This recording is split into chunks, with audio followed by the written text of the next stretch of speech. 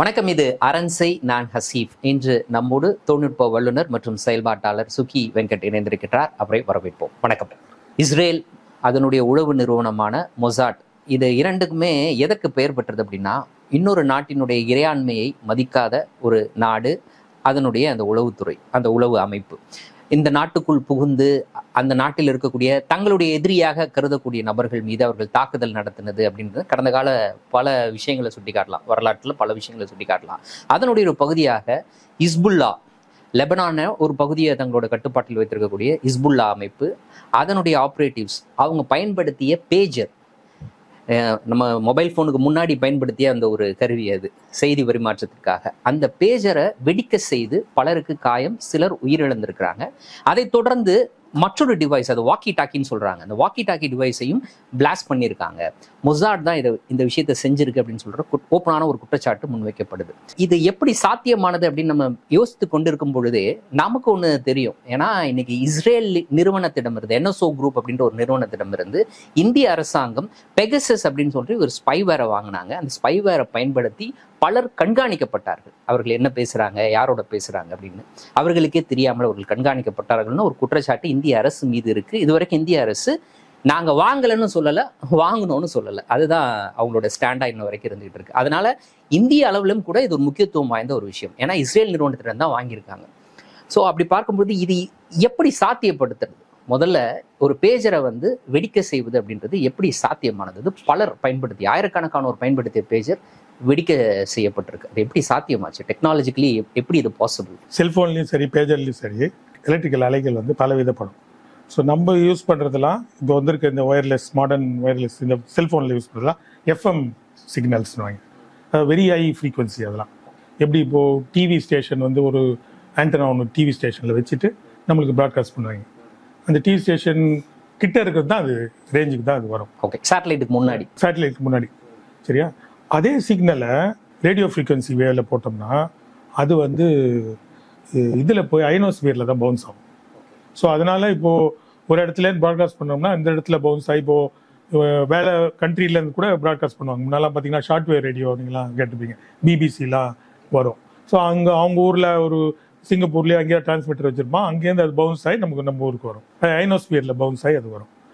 FM bounce ஆகாது, அது penetrate ஆகி போயிடும். ஸோ FM டிவி ஸ்டேஷன்லாம் பக்கத்துலேயே டவர் இருந்தால் தான் முடியும். ஸோ இப்போ எப்படி செல்ஃபோன் டவர்லாம் நம்ம பக்கத்துலேயே இருக்கும், அது FM ஃப்ரீக்வன்சி.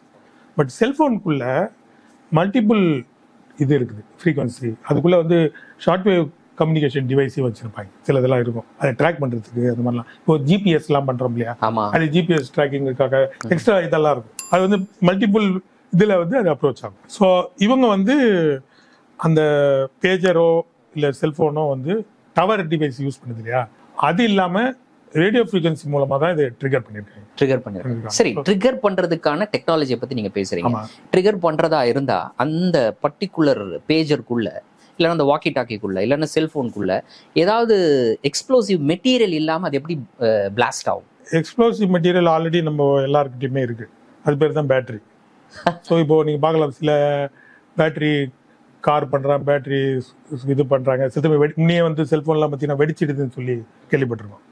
ஸோ ஒரு டிவைஸ்க்குள்ளே அவ்வளோ பவரை பேக் பண்ணி டைட்டாக வச்சிங்கனாலே அது ஒரு பொட்டன்ஷியலே ஒரு பாம் தான். ஒரு செல்போன் ஒரு பொட்டன்ஷியலி ஒரு பாம், ஒரு பேஜர் ஒரு பாம். ஆனால் அது எப்படி அது பாமாக மாறுதுன்னா, நம்ம அதிகமாக அதை உபயோகப்படுத்தி சார்ஜர்லேயே போட்டு பேசுவோம். முன் காலத்தில் அதெல்லாம் நடக்கும்போது அது சார்ஜர்லேயே போட்டு நம்ம பேசும்போது அது சூடு ஏறிடும். அந்த சூட்டு என்ன பண்ணணும்னா ஒரு அளவுக்கு மேலே அது தாங்க முடியாமல் அந்த ப்ரெஷரில் அது வெடிச்சிடும், பிளாஸ்ட் ஆகும். ஸோ அது நமக்கு ஏற்கனவே தெரிஞ்சது, இது ஒரு பொட்டன்ஷியலி ஒரு பாம் தான் அது ஃபோன் இதுவே.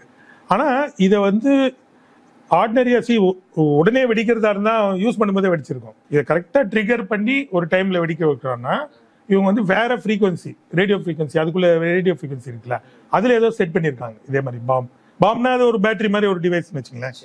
அது கம்ப்ரஸ்டு டிவைஸ், அது ரேடியோ ஃப்ரீக்வன்சில தான் ஆப்ரேட் பண்ணுது. அப்போ எக்ஸ்ப்ளோசிவ் மெட்டீரியலா அவங்க பயன்படுத்தினது ஏற்கனவே இருக்கக்கூடிய பேட்டரி கிடையாது, அது இல்லாம இன்னொரு மெட்டீரியலா அவங்க உள்ள வச்சிருந்திருக்காங்க. பேட்டரி கூட வேற ஏதோ வச்சிருக்காங்க.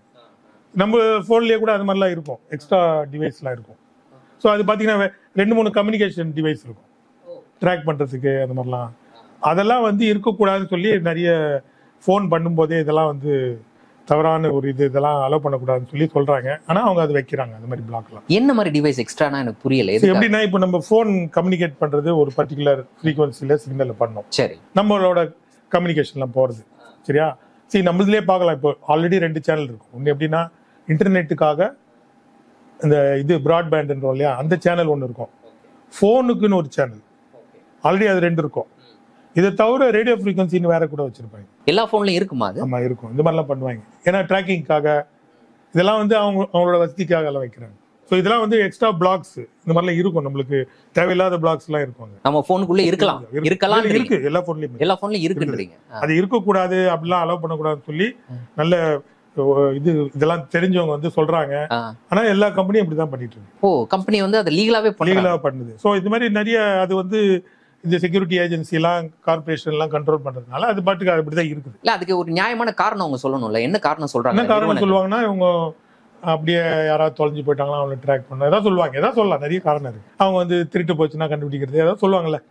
ஸோ அது மாதிரி நிறைய அவங்க காரணம். இந்த மாதிரி ஃபீச்சர்ஸை யூஸ் பண்றதுக்கு இந்த ஹார்ட்வேர் தேவை அப்படின்றாங்க. ஆமா, அந்த மாதிரி இருக்குது. ஃபோன்லயே இருக்குது. ஸோ அதே மாதிரி இந்த பேஜர்ல எக்ஸ்ட்ராவா கொண்டு போய் வச்சிருக்காங்க. ஒயர்லெஸ் எல்லாமே பார்க்கலாம். ஜேசி போஸ் தான் இது கண்டுபிடிச்சார் ஒயர்லெஸ். அந்த காலத்துல வந்து கிராம் பெல் வந்து ஒயர் மூலமா தான் கம்யூனிகேஷன் நடக்கும் அப்படின்றதுனால ஒயர் கம்யூனிகேஷன் தான் அவங்க கண்டுபிடிச்சாங்க.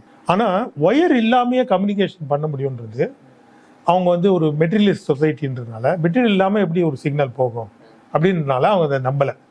பிறகு நம்ம ஜேசி போஸ் ஏற்கனவே இந்த மரங்கள்லாம் ஒன்று பேசிக்குது அப்படிலாம் சொல்லக்கூடிய ஆளு. அவரு வந்து இந்த எலக்ட்ரானிக் வேவ்ஸ் மூலமா இந்த மாதிரி ஒயர் இல்லாமையே போக முடியும்ன்றதை அவர் தான் கண்டுபிடிச்சார், ஜேசி போஸ். ஆனா இப்போ வந்து பாத்தீங்கன்னா வெஸ்ட்ல அதை பத்தி கேட்டா மார்கோனி கண்டுபிடிச்சா சொல்லுவாங்க. மார்கோனி இவருக்கு அப்புறம் 30 வருஷம் கழிச்சு வந்தவர்.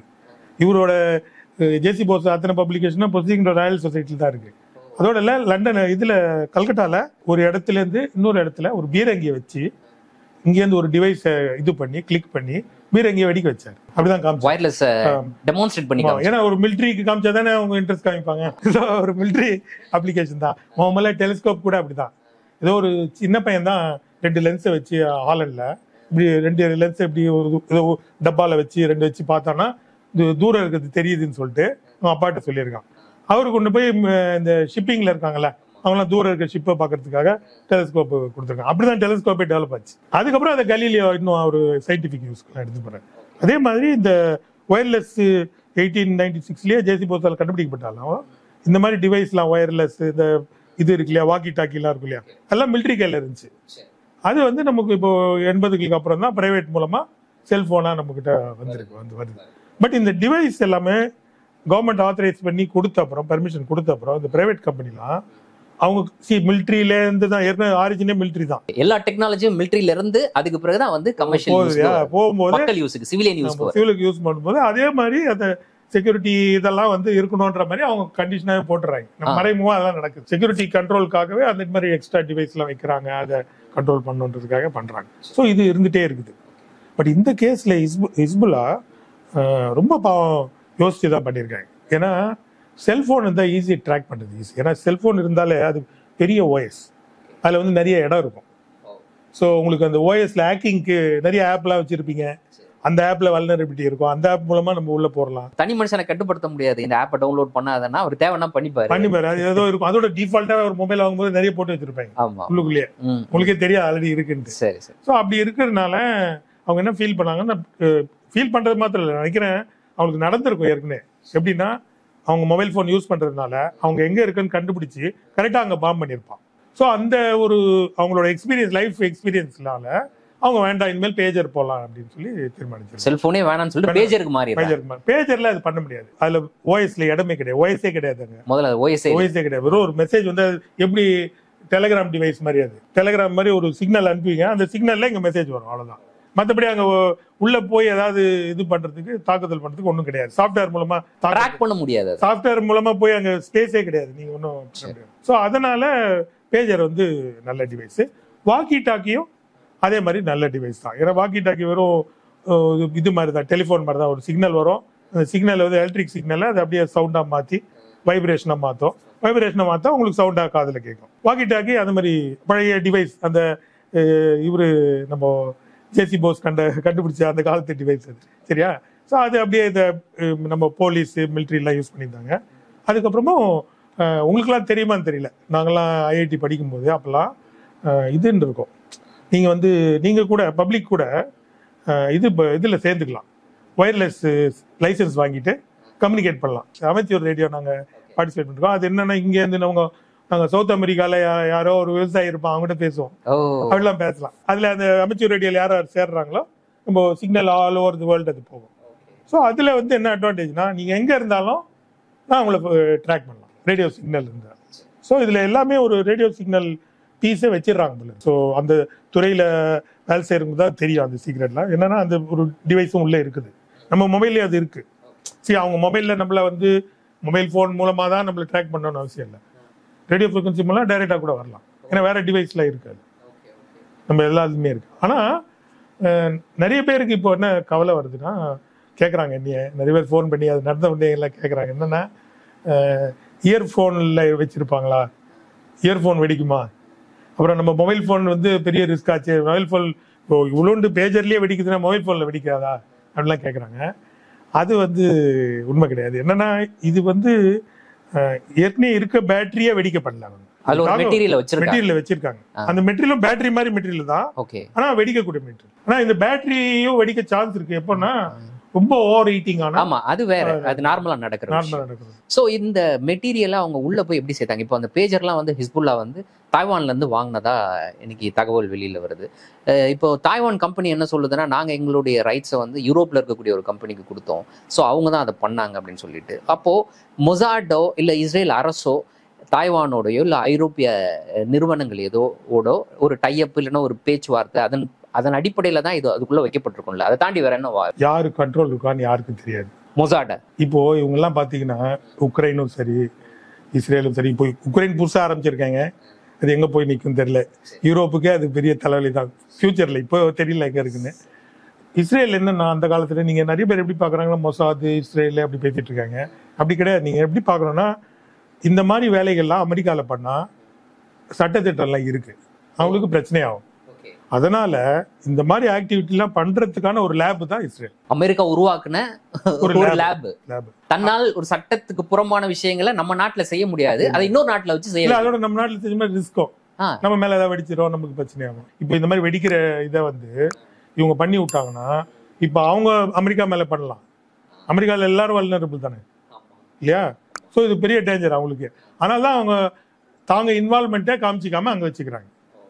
ஸோ அப்படிதான் பார்க்கணும். அவங்க டெவலப் அமெரிக்கா இது இஸ்ரேலே நிறைய பேர் சொல்றாங்க இஸ்ரேல் எவ்வளவு புத்திசாலியா இருக்கு அப்படிலாம். இஸ்ரேலும் அப்படிலாம் தம்பட்ட அடிச்சுக்கிறாங்க.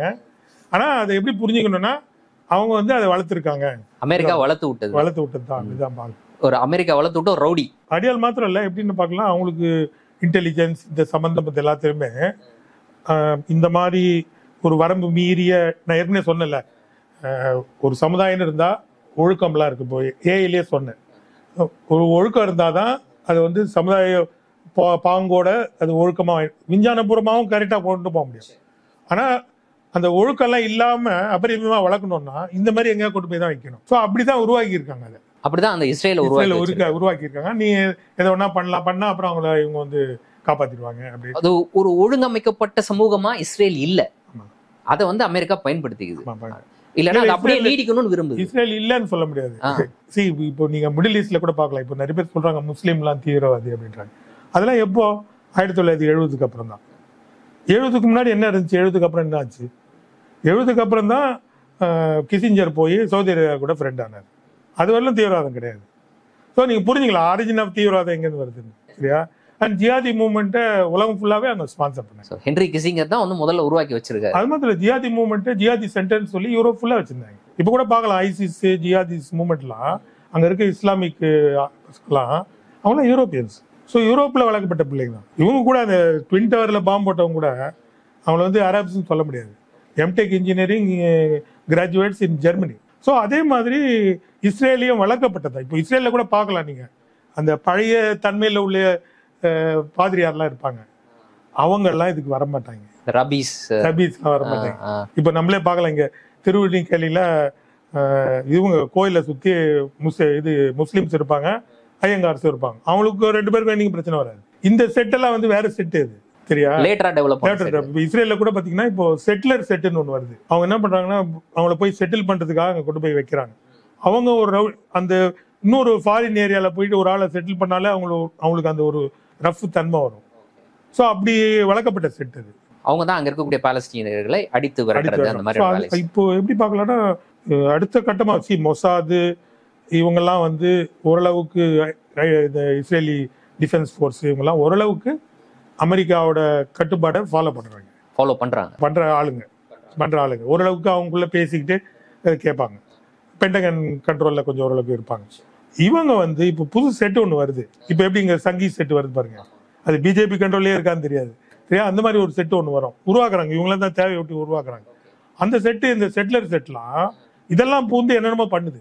இதே இப்போ மொசாத் கண்ட்ரோல்ல இருக்கான்னு கூட எனக்கு தெரியல. அதான் சமீபத்தில் ஒரு நிகழ்வு கூட சுட்டி காட்டலாம். அவர் பாலஸ்தீனிய சிறை கைதியை பாலியல் ரீதியாக துன்புறுத்திய IDF சேர்ந்த ராணுவ வீரர்களை வந்து கைது செய்து வைக்கிறாங்க.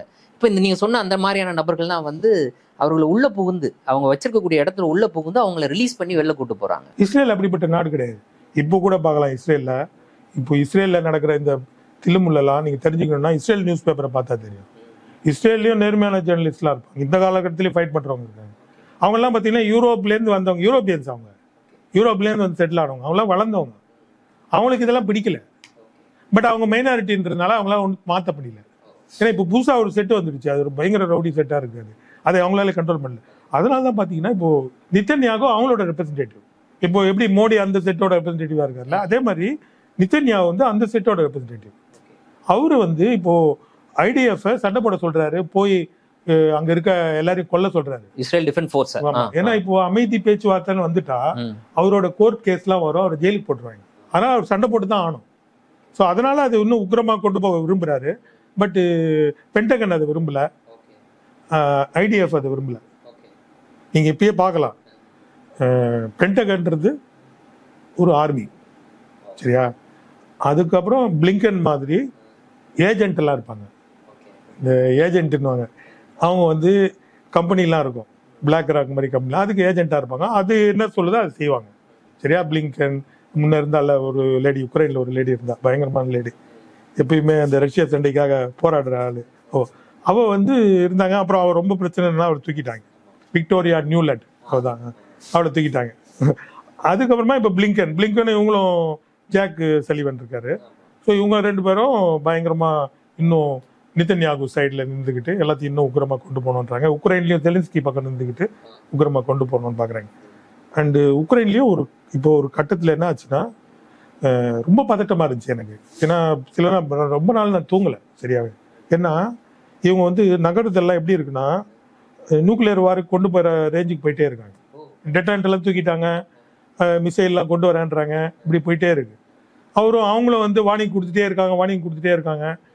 அவங்க வந்து என்ன நினச்சிக்கிறாங்க, இவங்க வந்து சொல்லிட்டே இருக்காங்க, ஒன்றும் பண்ண மாட்டாங்க ரஷ்யா அப்படின்ட்டு. சொல்ல முடியாது, அது ஒரு த்ரெஷ்ஹோல்ட் பாயிண்ட் தாண்டிச்சுன்னா அப்புறம் கண்ட்ரோல் கிடையாது. 75 நிமிஷத்துல உலகம் முடிஞ்சிடும், ஜஸ்ட் 75 மினிட்ஸ். அப்புறம் நியூக்ளியர் வின்டர் தான். நிறைய பேர் நினைச்சுக்கலாம் பாம்பு போட்டா அப்புறம் ஏதோ கொஞ்சம் பேர் படைச்சுப்பாங்க, யாரும் படைக்க முடியாது. ஒரு உயிரோட இருக்காது, கர்ப்பாம்பூச்சி வேணா உயிரோட இருக்கலாம், வேற எதுவும் உயிரோட இருக்காது. நியூக்ளியர் வின்டர் வந்துடும் உங்களுக்கு. 10 வருஷம் வின்டர் இருக்கும், நியூக்ளியர் வின்டர். உலகமே அழிஞ்சிடும் கம்ப்ளீட்டா வின்டர் ஆயிடும். அதை நோக்கி தான் வந்து யுக்ரைன் போர் போயிட்டு இருந்தது. ஆமா, ஏன்னா இவங்க அப்படியே தள்ளிட்டு வராங்க, அடுத்து மாஸ்கோ அடிக்கலான்றாங்க, இப்படி எல்லாம் பண்றாங்க. எது நியூக்ளியர் வெப்பன்ஸ் வச்சு, நியூக்ளியர் வெப்பன்ஸ் இவங்ககிட்ட கொடுத்துருவாங்களாம், இவங்க போட்டுருவாங்க. கேட்டா எனக்கு தெரியாதுன்றாங்க. அவர் சொல்லிட்டு அதெல்லாம் கிடையாது, அவங்ககிட்ட ஒன்றும் கிடையாது, நீ தான் கொடுக்க போறேன்னு சொல்லி இவரு பிரிட்டிஷ் பிரைம் மினிஸ்டர் போய் பிடன் கிட்ட ஆர்கியூ பண்றாரு, போறாரு. அந்த மீட்டிங் அதுக்கு தான் வச்சாங்க. இப்போ போன சனிக்கிழமை தான் அந்த டேஞ்சரான நகர்வு நடந்துச்சு. பிரிட்டிஷ் PM வந்து ரெக்கமெண்ட் பண்றாரு. ஆமா, இவரு தானே, ஜான்சன் தானே அந்த அமைதி பேச்சுவார்த்தை நிறுத்தினாரு. ஜான்சன் அவங்க அந்த மாதிரி ஒரு தன்மையில இருக்காங்க. நீங்க சொல்றது போரிஸ் ஜான்சன். ஓகே. பட் அவரு பொருளாதாரத்தை அவரால் மேனேஜ் பண்ண முடியல, அவர் தூக்கிட்டாங்க. ஏன்னா அவர் பொருளாதாரத்தை ஜீரோன்றதுனால அவர் தூக்கிட்டு சுனக்க போட்டாங்க. சுனக்கு ஓரளவுக்கு நல்ல அக்கௌண்டன்ட்னால அவர் போட்டாங்க. அவரும் வந்து என்னத்தை மேனேஜ் பண்றது, எல்லாமே பொருளாதார ஃபுல்லா அவுட் சோர்ஸ் பண்ணியாச்சு. இண்டஸ்ட்ரியே ஒன்றும் கிடையாது யூகேல, என்னத்த பண்ணுறது. ஸோ அதனால இப்போ மிலிட்ரி பொருளாதாரத்தில் இறங்குறதுக்காக இவங்க இந்த மாதிரி மிசைல்ல இறக்கலாம் அப்படின்லாம் சொல்லி வராரு. அப்போ புதுசா அமைந்திருக்கக்கூடிய இந்த லேபர் கவர்மெண்ட் அதை யோசிக்குது. ஆமா, அப்போ எக்கானமியை வந்து டெவலப் பண்றதுக்கு நியூக்ளியர் வெப்பனை யூஸ் பண்ணலாம்ன்ற ரேஞ்ச் மிலிட்ரி எக்கானமி, மிலிட்ரி ப்ரொடக்ஷனுக்கு போறாங்க. அதனால தான் இப்போ இஸ்ரேல் இதை வந்து எதுக்கூடாதுன்றாங்க.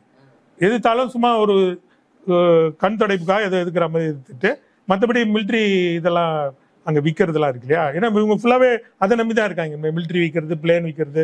அதனால தான் இந்தியா பாகிஸ்தான் சண்டை நடந்தாலும் அவங்க வந்து அமெரிக்கா வந்து பாகிஸ்தான் பக்கம் விற்பாங்க, பிரிட்டிஷ்காரன் வந்து நம்ம பக்கம் விற்பான். ஸோ இதே தான் இவங்க வேலை. ஸோ இப்படி இந்த தொழில் நம்பி இருக்கனால இவங்க போய் இவர்கிட்ட பிடன் வந்து அமெரிக்காவோட பிரசிடென்ட் இல்லையா. அவங்க வந்து பெரிய ஒரு என்ன சொல்றது, ஒரு சூப்பர் பவர். ரஷ்யாவும் அதுக்கு ஈக்குவல் பவர். அவங்க 2 பேரும் பேசி ஏதோ தீர்மானிச்சுவாங்க. ஆனால் இவங்க என்ன நடப்புனா அவங்களோட பெரிய பவர் நடப்பு. ஏன்னா பெரிய ஒரு அந்த காலத்துல ஒரு பெரிய இதுவா இருந்தார் இல்லையா. அதனால இன்னும் அப்படின்ற அந்த நினைப்புல இன்னும் இருக்காங்க. போய் பிரசிடென்ட் ஆபீஸ்ல போயிட்டு பிரசிடென்ட் எல்லாம் எல்லாரும் உட்காந்து பேச வராங்க. பேச வரும்போது நின்றுக்கிட்டு பிரசிடென்ட் மிரட்டி ஏதோ பேசிட்டு இருக்காங்க இந்த யூகே ஆளுங்க. இவங்களோட ஆளுங்கெல்லாம் சேர்ந்து அங்க பிளிங்கன் அவங்களாம அந்த கேங்ல தான் இருக்கான். அதுக்கப்புறமா பிடன் வந்து ஷட் அப் பண்ணிட்டாரு. You people shut up, will discuss and then decide அப்படின்னு சொல்லி உங்களை அவ்வளோ டஃப்பாக பேசின அப்புறம் தான் அடங்கினாங்க. அடங்கி அதுக்கப்புறம் பென்டகன் இருக்கு இல்லையா, பென்டகன் வந்து டைரக்டா ரஷ்யா கூட பேசியிருக்கு. இப்போ டிப்ளமேட்டிக் தொடர்பே கிடையாது. இது ரொம்ப டேஞ்சரானது. ஏன்னா டிப்ளமேட்டிக் என்ன நகரம்னா நடக்கும், யாராவது ஏதாவது சொல்லுவாங்க, என்ன நடந்துடும். அந்த சேனல் இருந்தா டக்குன்னு பேசலாம். ஆமா, ஏதாவது அர்ஜென்ட். அப்போ கெனடி காலத்திலேயே டைரக்ட் போன் வந்து அவர் ஏற்படுத்தணும். பிரசிடென்ட் நீ நானும் போன் வச்சிடலாம், யுஎஸ்எஸ்ஆர் அமெரிக்காவும்.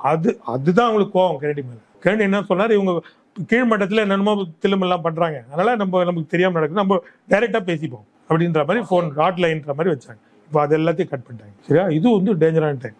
பட் ஃபார்ச்சுனேட்டா என்ன தோணுதுன்னா இந்த சாட்டர்டே மீட்டிங் அப்புறம், ஏன்னா பிடனையும் ப்ரெஷர் போடுற டைப் தான் இவங்கலாம். சரியா, ஆனால் பிடனை வந்து பென்டகன் கிளியரா சொல்லியிருக்கு. ஸோ இதுல இருந்து கிளியரா தெரிய வருது என்னன்னா, நம்மளோட ஒரே ஒரு நல்லது தெரிய வந்துச்சு என்னன்னா, பென்டகன் வந்து இந்த ஃபைனல் அத்தாரிட்டி. அது ரொம்ப நல்லது. ஏன்னா அவங்க தான் வந்து யுத்தம் நாளைக்கு போட போறவங்க, சாக போறது அவங்க தான். ஸோ ஆர்மி ஆளுங்க தீர்மானிக்கிறது ரொம்ப நல்லது. அந்த காலத்திலே பார்க்கலாம், இந்த மிலிட்ரி இண்டஸ்ட்ரியல் காம்ப்ளெக்ஸை பற்றி இவ்வளோ ஆக்டிவிட்டி நடக்குதுன்னு சொல்லி பேசினவரே ஐசனோவர் தான் ஜெனரல் இல்லையா.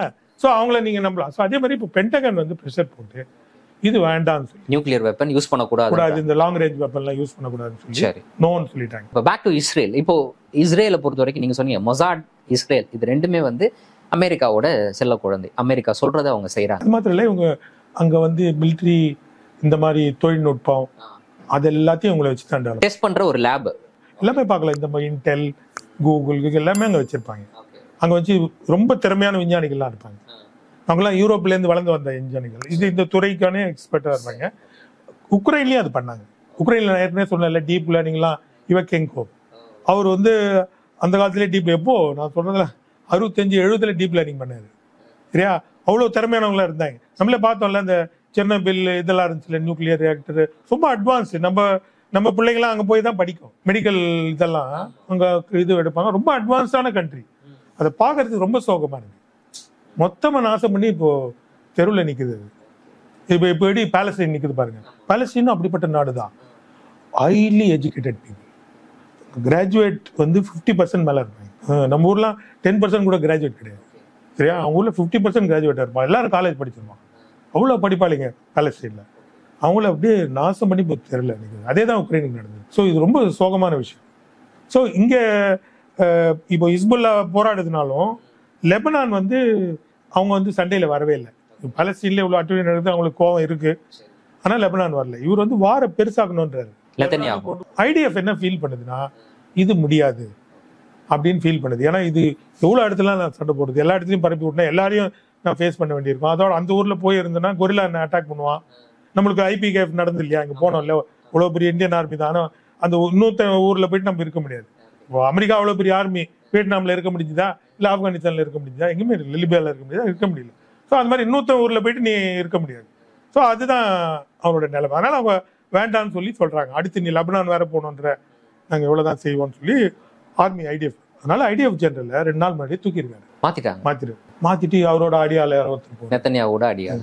போடுறாரு. இப்படி நகர்வுகள் நடக்குது. ஸோ இதெல்லாம் வந்து கொஞ்சம் டேஞ்சரா போயிட்டு. இப்ப நீங்க சொல்றீங்க பென்டகன் வந்து இந்த ஃபைனல் சே வந்து பென்டகன் கிட்ட தான் இருக்கு. இப்ப பென்டகன் வந்து இதை விரும்பலையா? நெத்தன்யாகுவினுடைய நடவடிக்கையை பென்டகன் விரும்பாம அதை தடுத்து நிறுத்தணும்னு முயற்சி பண்ணுது, அதையும் மீறி நெத்தன்யாகு செஞ்சுட்டு இருக்காரு அப்படின்ற மாதிரி புரிஞ்சுக்கலாமே. அப்படி சொல்ல முடியாது.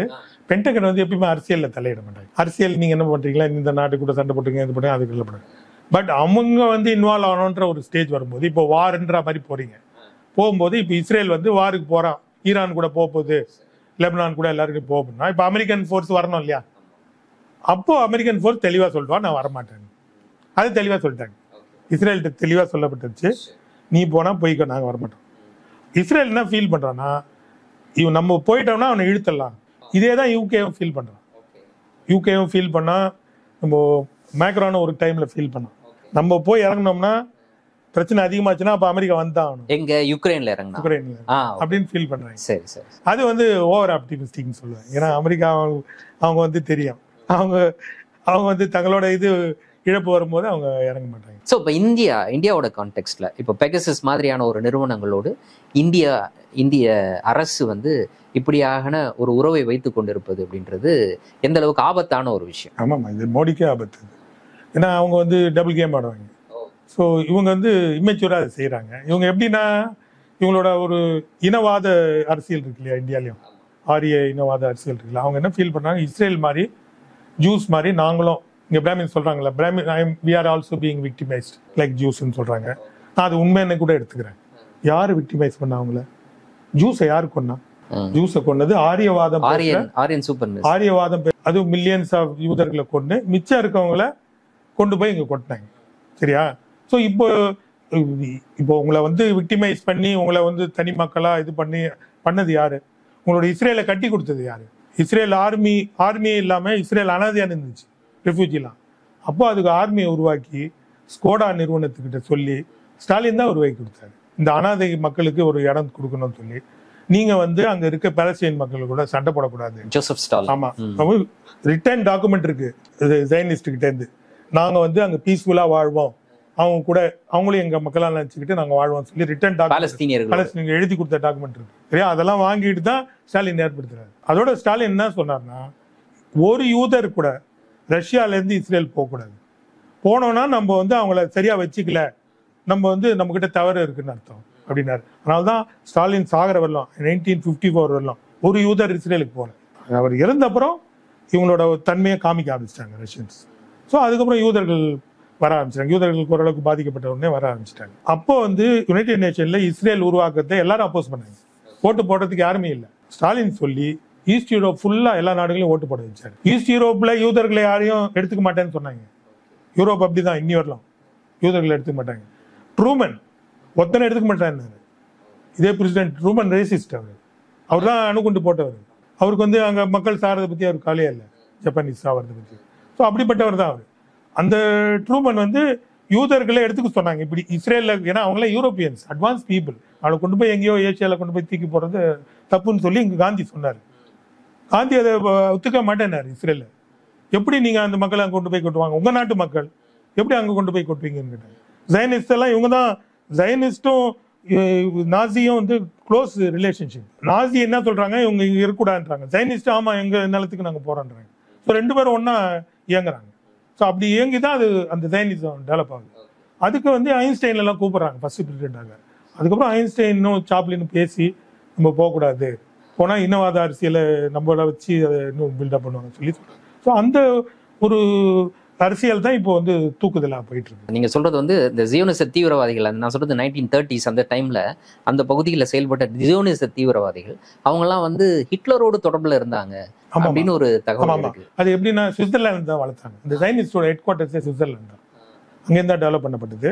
அவங்க வந்து இவங்க கூட க்ளோஸா ஆப்ரேட் பண்ணாங்க. அவங்க என்ன சொன்னாங்கன்னா, இந்த மாதிரி அடிச்சா எங்க ஜனங்க எங்க கூட வருவாங்க. ஏன்னா அவங்க வந்து தனி நாடு ஏற்படுத்தணும் அப்படின்றது இருந்தாங்க. அப்போ வந்து நாடு வந்து இங்கதான் பாலஸ்தீன்ல ஏற்படுத்தணும் இல்லை, எங்க வேணா கொடுங்க, ஆப்பிரிக்கால கூட கொடுங்க, எத்தியோப்பியால கொடுங்க, எங்க வேணா போறதா இருந்தாங்க.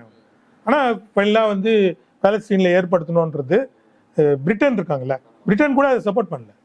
ஏன்னா பிரிட்டன் அந்த பக்கம் பாலஸ்தீனை வந்து அவங்க கண்ட்ரோல்ல வச்சிருந்தான், அவனுக்கு இதுல விருப்பம் இல்லை.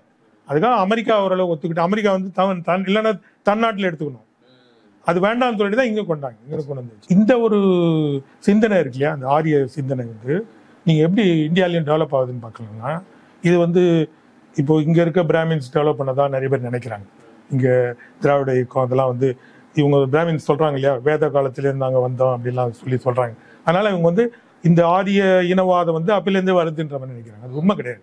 இந்தியாவில் வந்து இவங்க பார்க்கலாம், திருவள்ளுவ பிராமணன் வந்து எப்பயுமே ஆரிய இனவாதம்லாம் பேசுனது கிடையாது. ஆனால் ஆரிய இனவாதம் எப்படி வருதுன்னா, நம்ம ஊரில் வந்து ஏசியாட்டிக் சொசைட்டின்னு சொல்லி சர் ஜோன்ஸ் ஏற்படுத்துறாரு.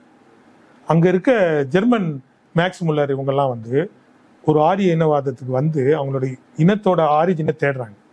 தேடிட்டு வேதம் இதெல்லாம் கண்டுபிடிச்சு வேதத்தெல்லாம் இங்கிலீஷில் பப்ளிஷ் பண்ணி இங்கே இருக்க இங்கிலீஷ் ரூலிங் கிளாஸுக்கு வேதம் இதெல்லாம் சொல்லித்தராங்க. ஸோ அப்படி வந்தவர் தான் சர்வாக்கர். சர்வாக்கர் வந்து ஒரு பிராமின் கல்ச்சர்லேருந்து வந்தவர் கிடையாது, ஒரு பிரிட்டிஷ் ஆதிக்க கல்ச்சர்லேருந்து வந்தவர். ஸோ பிரிட்டிஷ் ஆதிக்கத்தை விரும்புகிறவர். இன்ஃபேக்ட் அவர் வந்து இதெல்லாம் மிருகத்தெல்லாம் வழிபடுறாங்க, மாடெல்லாம் வழிபடுறாங்கன்னு சொல்லி கேவலமாக திட்டார். பீஃப் சாப்பிட்றதுலாம் அவர் என்கரேஜ் பண்ணார். சாவர்கர். ஆமாம். ஸோ அவர் என்ன சொன்னார், இப்படி பேக்வர்ட் பீப்புளாக இருக்காங்க. ஏன்னா அவர் வந்து ஒரு பிரிட்டிஷ் கல்ச்சரில் வளர்க்கப்பட்டார். அதனால தான் பார்க்கலாம், ஆர்எஸ்எஸும் அந்த பிரிட்டிஷ் போலீஸ் ட்ரெஸ் தான் போடுவாங்க, இவங்களோட பாரம்பரிய ட்ரெஸ் எல்லாம் போட மாட்டாங்க. சரியா? ஸோ இது வந்து அதனால நம்ம எப்படி பார்க்கணும்னா, இந்த இனவாதம் வந்து அங்கேருந்து வளர்க்கப்பட்டது தான். ஸோ யூரோப்லேருந்து வளர்க்கப்பட்டு அதனோட சோர்ஸ் வந்து நம்ம ஏற்கனவே சொன்னோம் இல்லையா, இந்த மாதிரி ஒரு மானோபலி கேபிட்டல் வரும்போது அது வந்து அதை வந்து என்கரேஜ் பண்ணும். ஸோ மானோபலி கேபிட்டலில் ஒரு இம்பார்ட்டன்ட் ரோல் இருக்கு. ஸோ அது வந்து இந்த இனவாத அரசியலை அப்படி கொண்டு போகும். ஸோ இதே தான் நம்ம பார்க்கலாம் இஸ்ரேலில் இப்போ அந்த இனவாத அரசியலை கொண்டு போகுது. அதுக்கு பின்னாடி பெரிய பெரிய கம்பெனிலாம் இருக்குது, கம்பெனியோட இன்வெஸ்ட்மெண்ட்லாம் இருக்குது. ஸோ அது வந்து இவங்களை மீளா போருக்கு கொண்டு போகுது. ஸோ இவங்கெல்லாம் என்ன எப்படி பார்க்குறேன்னா, இப்போ இஸ்ரேலையும் பாலஸ்தீனையும் அண்ணன் தம்பியாக தான் பார்க்குறேன். இப்படின்னா இவங்கெல்லாம் ஒரே மொழி பேசுகிறவங்க. இப்போ எப்படி இந்தியாவும் பாகிஸ்தானும் ஒரே மொழி, இந்துஸ்தானி மொழி தான் பேசுகிறவங்க. இவங்க வேறு ஸ்கிரிப்டில் எழுதுறாங்க, அவங்க வேறு ஸ்கிரிப்டில் எழுதுறாங்க. இதே தான் அங்கே ஈப்ரோவும் சிரியன் மொழியும் ஒரே மொழி தான், வேறு ஸ்கிரிப்டில் எழுதுறாங்க. எழுதி அதை அவங்க வந்து தங்களுக்குள்ள பிரிவை வந்து பெருசாக வளர்த்துட்டு போகிறாங்க. அப்படி தான் பார்க்கணும்.